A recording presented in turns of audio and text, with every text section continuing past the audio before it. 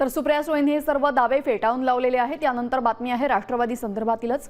जयंत पाटील भाजपत जाणार अशा चर्चा राजकीय वर्तुळात सुरू असताना आता सांगलीतील एका कार्यक्रमात बोलताना राष्ट्रवादी शरद पवार पक्षाचे नेते जयंत पाटलांनी एक सूचक विधान केले।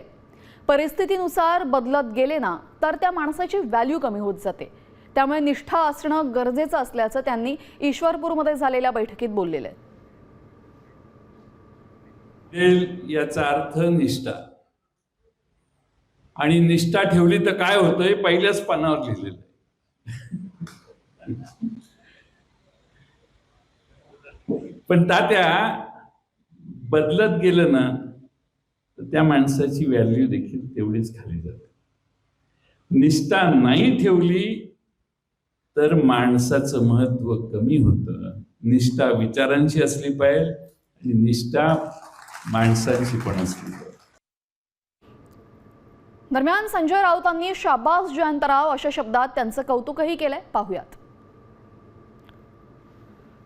तर शाबास जयंतराव असं म्हणत त्यांनी जयंत पाटलांचं कौतुक केलेलं आहे। जयंत पाटलांसंदर्भात अनेक तर्कवितर्क लढवले जात होते, ते भाजपात जाणार, मात्र त्यांनी स्पष्टीकरण दिल्यानंतर आता निष्ठेचं सुंदर विश्लेषण केल्याबद्दल शाबास असं संजय राऊत म्हणतायत।